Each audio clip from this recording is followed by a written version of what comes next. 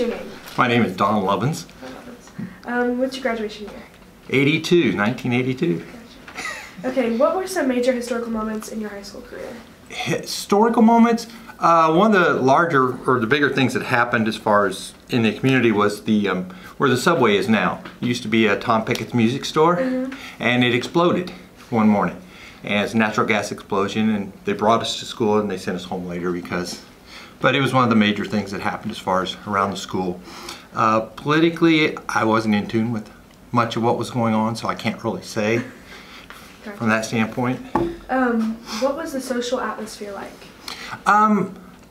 It was kind of a haves and have-nots. You were either really popular or you weren't.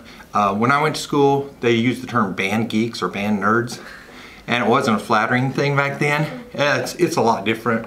I mean, the band is so much larger now and more encompassing than it was, so I think it's more mainstream now than it was. But that was probably the most enjoyable part of high school for me, was doing the band. Gotcha. I was a percussionist. So. Oh, nice. What did you enjoy most about your high school career? Well, band would have to be it, but I enjoyed being involved with going to all the sporting events that I could. And that's where, not telling on my children, but I think that's where they failed some, is that they're not as involved. You know, even though you can't shoot a basket or kick a field goal or throw a touchdown, you're still there cheering. Part of that is because I was in the band, but I thoroughly enjoyed going to games. When I went away to college, I continued that. Went to every game I could, football, baseball, basketball, even some marginal sports, field hockey. And nice. What was the rivalry between North and East like? Oh, it was pretty bad. I mean, there were a lot of, you know, you'll see probably even today get used, the logo of a bulldog lifting his leg on a torch to put it out, kind of thing. You know, we're used quite a bit. I'm sure there probably still are, but it was pretty intense. What was your favorite class and why? It was a toss-up between math and accounting, and I have gone on to become an accountant, so nice. it bodes well. Any favorite teacher?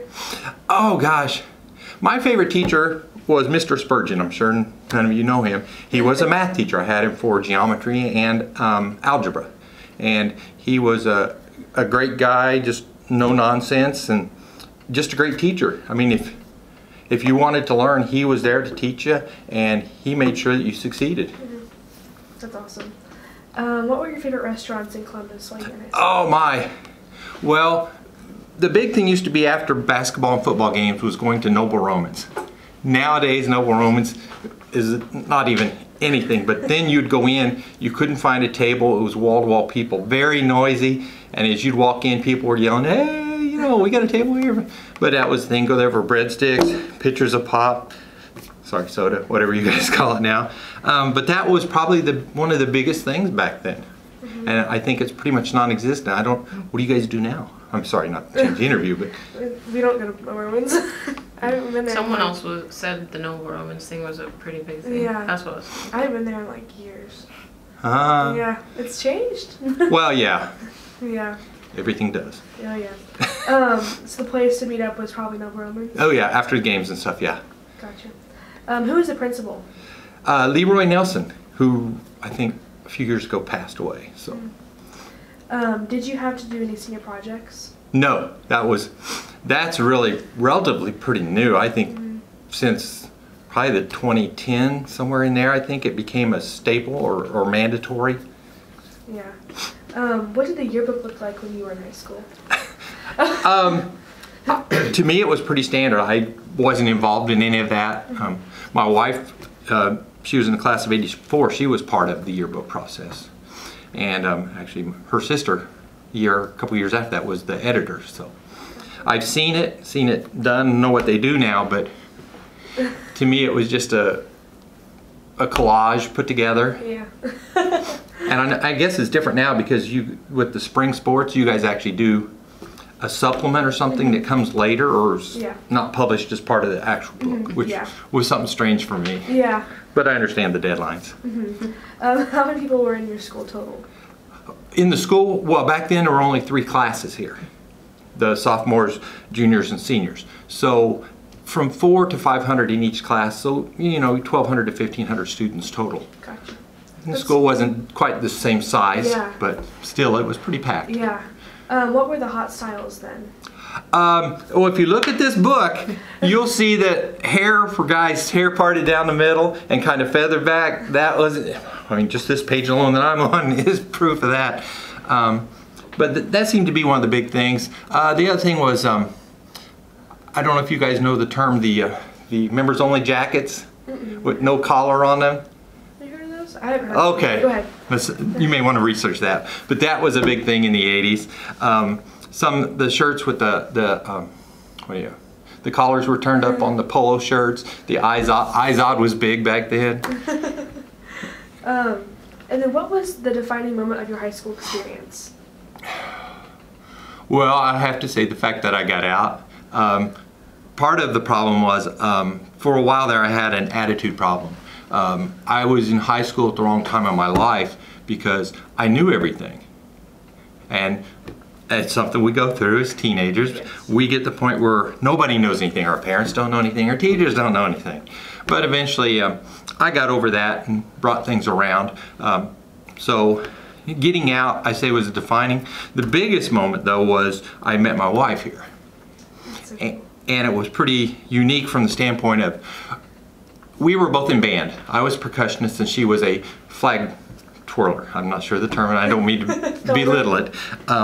But that's how we met. We actually, in the formation to start our show, we were standing side by side.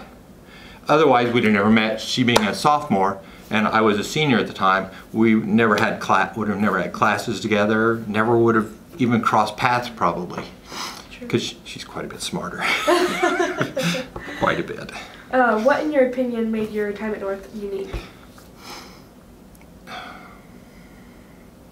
Interesting question. I don't know that my time was necessarily unique.